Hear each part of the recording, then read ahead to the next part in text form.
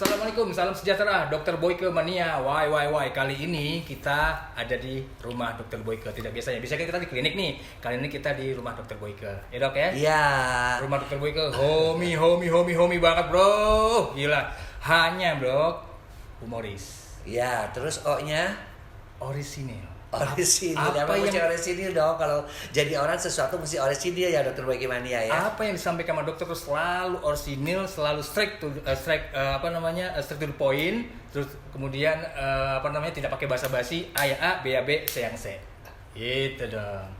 M manfaatnya banyak banget. Ya, kalau itu manfaat karena kan ini merupakan edukasi ya. Edukasi, manfaatnya kayak edukasi, sosialisasi sama informasi tentang apapun yang kalian mau dari kacamata Dr. Boyke. Gitu. I-nya apa? Dokter mau tahu aja deh nanti dong. Jadi terusin aja nonton kacamata Dr. Boyke-nya ya. Oke. Nah, Dok, ngomong-ngomong Dok, kemarin kan dokter itu ke Jogja ya dok ya? Apa ya, ke Solo? Ke Solo ya. Katanya itu dokter dapat gelar kebangsawanan dari Kanjeng Raja Pakubuwono ke-13. Itu ceritanya dok, gimana sih dok itu dok? Ya, aku tuh juga nggak nyangka ya, tiba-tiba ya sekira beberapa bulan sebelumnya tuh di kantor ada surat, tapi aku lihat suratnya kok kerajaan. Kemudian Mas Dedi manajerku membaca, dia bilang ada rencana akan mendapatkan penghargaan, diundang sebenarnya ke Jumenengan Pakubuwono ke-13 yang ke-18 ya, jadi mau diundang.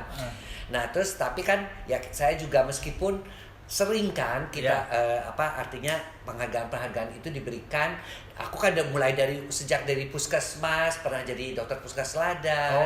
Gara-gara aku ngebangun sekolah-sekolah, ngisi guru-guru jadi KPG, pernah dapat juga penghargaan sebagai salah satu tokoh Indonesia aku mampu bekerja dan berkarya tuh tahun 2011 ya. Mereka melihat itu ya. Ya, dokter puskes tahun 85. Terus tahun 2013 itu The Doctors rekor muri. Ya, menjadi salah satu dokter yang merangkap entertainment ya. Jadi mungkin dari kerajaan melihat itu mungkin ada melihat itu ya. Dan terakhirnya kan 2017-2018 di masa lagi kampanye juga dapat one of the 8 inspiring people in Indonesia. Waktu itu ada Titik Puspa, ada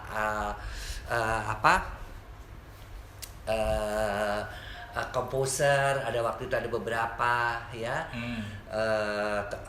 Dan buat saya sih ketika bilang bahwa ini penghargaannya untuk kesehatan, selama ini saya sudah mengabdi dan memang kebetulan Februari ini kan saya 40 tahun jadi dokter, jadi mungkin juga mereka melihat kali ya.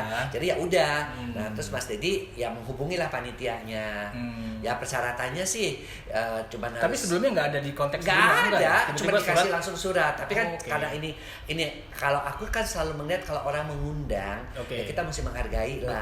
Ya kan. Apalagi aku lihat suratnya kopnya kop kerajaan kan. Jadi Mas Dedi waktu itu memang menghubungi, terus dikasih persyaratannya itu hanya harus pakai baju baju benangannya beliau mau datang. Kemudian akan dikasih penghargaan itu. Nah tapi kesini-sininya itu kan saya juga nggak begitu ngerti, katanya ada panitia sendiri ya. Kesini-sini itu maksudnya? Ya maksud itu setelah deket-deket ada panitia sendiri, jadi udah dipakein baju dan sebagainya. Nah tapi kan saya kan juga nanya sama siapa sih yang teman-teman yang udah dapat kemudian salah satu teman saya tuh ya dokter yang juga dokter yang pernah jadi juru bicara COVID kan, Dokter Esa. Coba dokter hubungin aja panitianya, dia bilang gitu. Karena dia juga dapat waktu itu. Ya udah, jadi aku kesana. Cuman aku pikir ya memang waktu itu tanggal 17. Ternyata pada waktu saat Jumenengan, karena aku juga nggak begitu ngerti acaranya. Jadi aku hubungin karena dibilangin nanti pas di sana hubungin panitianya. Jadi pada waktu saya sampai ke Solo, karena saya sih mau pergi ke sana sekalian libur sama anak-anak, cucu, anak, mantu sekalian gitu loh. Jadi kalaupun sekalian menghadiri gitu, tapi ada efek untuk keluarganya juga, liburannya kalaupun nggak jadi misalnya atau apa ya nggak jadi masalah juga buat saya kan. Jadi ya lebih utamakan daripada liburannya. Pada waktu itu saya ditelepon, saya telepon ternyata 2 jam kemudian saya harus siap-siap karena rupanya bukan tanggal 17 hari Minggunya, tapi tanggal tanggal 16-nya. 16-nya malah. Ya. Tanggal 25 Pak? 26-nya, bukan 27-nya, sorry. Waktu itu aku ingat tanggal 27 itu hari Minggu, Februari, 26-nya itu hari malamnya, ya. Dan saya datang baru malam itu, sore lah, karena kan kita karena liburan itu kan lagi santai-santai lah, jadi sempet mampir di Semarang, makan makanan enak-enaknya di Semarang, nggak terlalu keduga. Ternyata pas ditelepon, ini udah siap belum? Jam 7 nih mesti udah di sana gitu loh ya. Jadi ya kita kaget kan. Tapi memang karena untuk sebenarnya itu baju itu adalah untuk acara tanggal 27. Ya karena kan tetap harus pakai baju itu kan. Dan kita baju itu memang cuma siapin satu karena kan kita pikir acara tanggal 27 saya juga nggak nyangka dapat acara surprise itu. Ya akhirnya saya datanglah ke sana ya dengan segala macam upacara ya itu untuk pertama kalinya juga lama ya, dan saya lihat juga ada beberapa memang yang diundang kayak mungkin tokoh-tokoh pengusaha ya, tokoh-tokoh Indonesia. Ada beberapa sih ya, tapi dokter melihat bahwa ini mereka betul-betul menghargai prestasi-prestasi yang lain. Tapi mungkin bukan kesehatan doang ya. Dari kesehatannya itu mungkin saya juga pikir apakah saya hanya untuk melihat aja, saya juga nggak nyangka kan proses-proses itu ada di undang itu, ataukah hanya untuk mendapat penghargaan. Saya juga nggak terlalu ini ya, karena ngelihat nggak dikasih tahu, saya cuma ngelihat aja. Tiba-tiba dikasih pita di sana kan, dikasih pita, tiba-tiba nama saya dipanggil. Saya tuh ngelihat begini caranya tuh, tiba-tiba nama saya dipanggil ya. Jadi saya ikutlah, harus jalannya seperti menghadap ke raja, terus dikasih piagam, dikasih nama, dan nama saya kan jadinya Kanjeng Raden Tumenggung Dr. Boyke Dianugraha, tapi di situnya ada yang embel-embel lagi ya, embel Jawanya Husada Dipuro. Husada itu kan kesehatan Dipuro ya, SPOG MHRS. Jadi di situ saya melihat bahwa ternyata kiprah saya selama 40 tahun ini menjadi dokter juga diperhatikan oleh para keraton.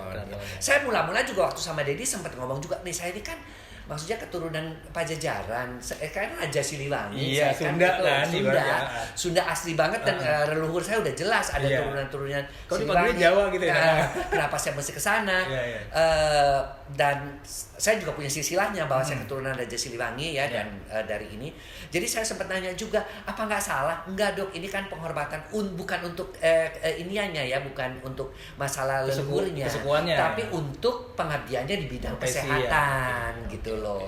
Sebagai dokter yang tapi bukan kesehatan doang kan, ada yang lain kan, ada yang hiburan gitu, ada hiburannya ada. Tapi dia pengabdiannya apakah bidang kesehatan itu kan bisa dari seminar-seminar, dari pengabdian, dari periksa pasien, dari mesti acara-acara di televisi, dari acara-acara misalnya dari stand up comedy atau film kan, semuanya saya pakai itu sebagai sarana saya untuk memberikan edukasi kesehatan masyarakat, termasuk yang sekarang klinik tendean misalnya. Itu kan juga melawak, tapi kan isinya kan selalu ada di segmen kesehatan untuk supaya mereka bisa ngerti. Nah di situ cukup ini juga, karena kan mesti pakai belangkon. Bayangkan dalam 1,5 jam lah saya harus siap pakai belangkon, keris, kemudian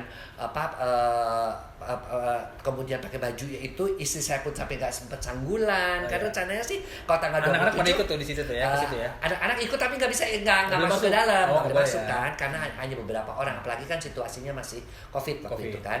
Jadi ya saya juga saya hanya mengucapkan terima kasih aja gitu loh ke Kanjeng diliput nggak sama media gitu nggak ya? Di situ kan nggak boleh semuanya masuk, jadi hanya dari jauh aja. Dari jauh karena lagi COVID kan nggak ada peliputan. Saya juga pakai raja masker. Datang tapi kan? Jadi rajanya di sini, ratunya di sini, kemudian kita datang berterima kasih, sungkem, kemudian dia dikasih itu. Nah, yang ada istri saya. Istri saya pakai baju kebaya, tetapi tidak disanggul karena memang waktunya mepet banget. Tapi ya whatever, kita berterima kasih lah ya bahwa keraton sempat memperhatikan kita juga di bidang kesehatan. Nah ini juga mungkin buat memotivasi saya juga gitu loh, bahwa kegiatan-kegiatan kesehatan itu bukan hanya diperhatikan oleh tanda kutip masyarakat yang biasa, ikatan bidan, ikatan dokter, atau ataupun masyarakat besar BUMN, PKK, instansi dan segala macam, instansi, tapi diperhatikan juga sampai kerajaan gitu loh. Ya saya berterima kasih, dan menurut saya ya ini mudah-mudahan bisa memotivasi saya juga untuk tetap ya sampai kapanpun saya bisa berkarya untuk di bidang kesehatan. Berarti Dokter Boy Kimania sekian lama dokter mengabdi dengan kesehatannya, dengan dunia kesehatannya itu diperhatiin sama kerajaan, sehingga dokter saat ini diberikan penghargaan kebangsawanan, kehormatan untuk Dokter Boyke. Luar biasa Dokter Boyke. Dok, kita langsung ke pertanyaan ya. Baik. Pertanyaan pertama kita lontarkan untuk teman kita nih Dok, Arthur Ramadan. Nih, Dok, kalau dari awal menikah sampai sekian tahun lamanya belum pernah merasakan klimaks, itu gimana Dok ya? Jadi tidak sampai keluar cairan, padahal suami saya sudah merasakan klimaks, sudah berusaha maksimal. Apa ada kelainankah Dok? Ya, jadi kalau kita berbicara mengenai orgasme atau klimaks ya, kita harus melihat itu dari dua sisi ya.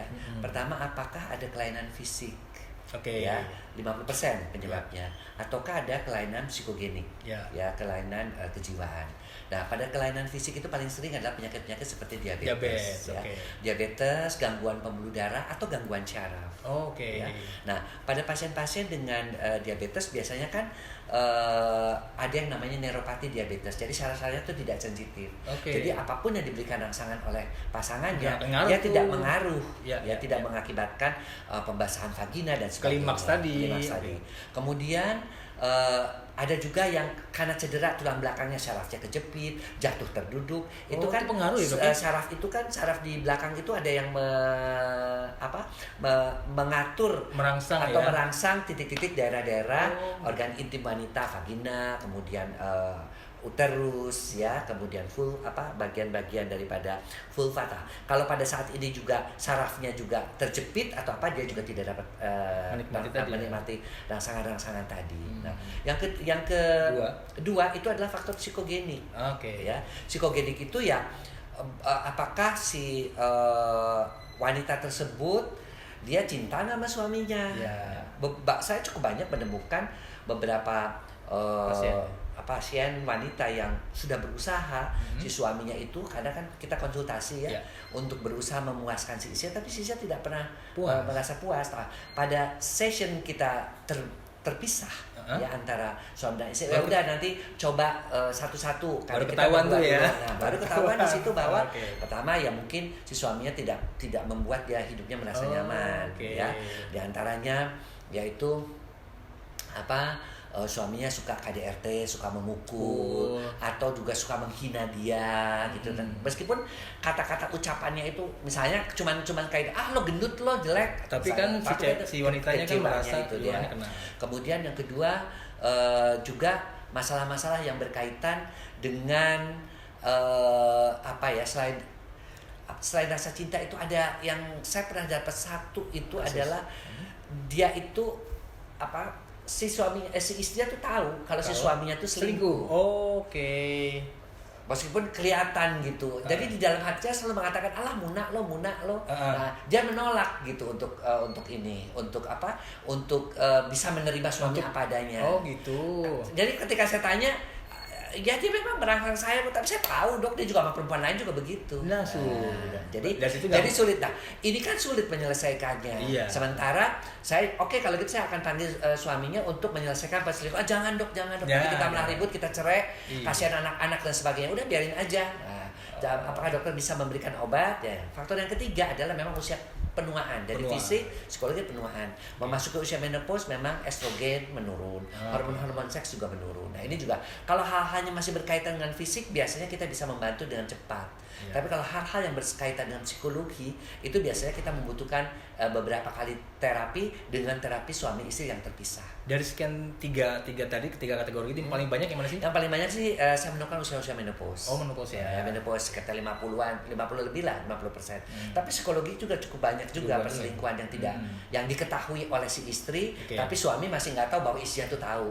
Oh, Oke, gimana Mas Arta? Mudah-mudahan sudah menjawab ya apa yang sudah disampaikan oleh Dr. Boyke. Baik, pertanyaan berikutnya Dok dari Mei Cianjur. Dok, apa penyebab Miss V becek berair? Gimana cara mengatasinya biar tidak becek dan kencang, Dok?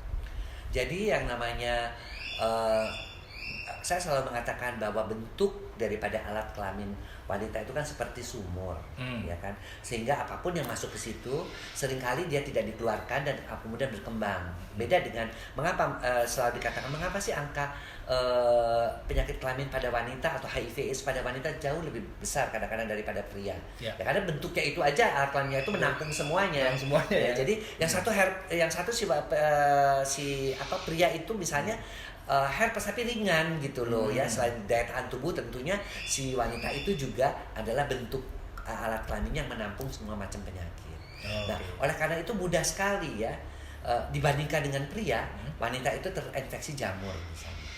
Itu mudah sekali. Riskan dengan itu ya. Hanya dengan celana dalam tidak diganti ataupun udara yang lembab aja dia sudah mudah sekali vaginanya menjadi becek. Nah, beceknya itu harus kita bedakan nih. Ini becek yang wajar atau yang tidak wajar. Apakah keputihan yang wajar ataukah yang tidak wajar? Kalau keputihan yang wajar itu biasanya tidak gatal, tidak bau, bening, dan dia datangnya biasanya keputihannya itu selesai haid atau tengah-tengah masa subur atau saat dia terangsang itu biasanya keluar cairan itu. Tapi kalau yang tidak wajar, patologis kita sebutnya patologis penyakit itu biasanya dia datang kapanpun, bisa gatal, berwarna, berjamur, artinya berwarna seperti susu, hijau, merah, berbau juga. Nah itu sudah kita bisa bedakan. Nah, ketika kita sudah mendapatkan keputihan yang becek yang tadi dibilang, yang golongan yang tidak wajar ini, ya dia mesti berobat sama dokter untuk mencari apa sih penyebabnya.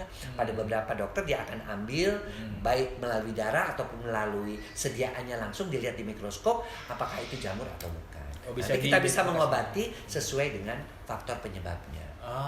Bisa diidentifikasi ya, dengan pemeriksaan tambahan. Mbak Mei Cianjur, mudah-mudahan terjawab ya apa yang disebutkan oleh dokter.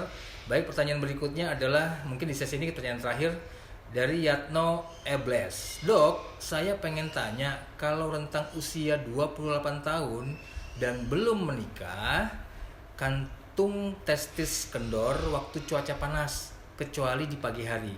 Gitu normal nggak sih, Dok? Bagaimana menurut kacamata Dr. Boyke? Jadi menurut kacamata saya, yang namanya kendor itu sebenarnya dia hanya perasaan saja. Karena pada yang normal pun selalu misalnya testis yang sebelah kiri lebih atas daripada sebelah kanan. Ya. Pada waktu saat cuaca panas ya, itu otomatis terjadi relaksasi daripada pembuluh darah. Pelebaran daripada pembuluh darah. Ya? Kulitnya juga kan menjadi melebar. Yang tadinya berkerut menjadi melebar. Akibatnya apa? Akibatnya dia lebih turun dibandingkan lagi pada waktu musim dingin. Karena pada waktu musim dingin kulit pun berkontraksi sehingga penggantung testisnya pun naik ke atas. Jadi ini merupakan sesuatu hal yang normal. Kecuali sampai kalau ke bawah banget. Apalagi ada kondor yang namanya. Masuk ya namanya kondor atau ya kita sebut sebagai kondor itu ada dalam di dunia kedokteran itu yang disebut sebagai hernia inguinalis. Jadi bukan kendor ya, tapi kondor ya, Dok ya? Kondor, bukan kendor, kondor. Kalau kendor itu tadi kan dia bilang kenapa kondor ya kan? Atau Kendor. Kalau kendor ya itu normal. Tapi kalau kondor itu dia tidak normal. Mungkin maksudnya dia kendor tuh Kentucky dorong dong. Bukan ya. Oke, mudah-mudahan sudah jawab ya teman-teman Kacamata Turbo Boyke. Sayangnya segmen ini cukup dengan 3 pertanyaan tadi. Oke, jangan kemana-mana, selalu stay terus di Kacamata Turbo Boyke. Jangan lupa selalu pakai kondom. Pertanyaan apa kek? Komen di kolom. Tetap saja terus stay tune di Kacamata Dr. Boyke. Make sure makin sure.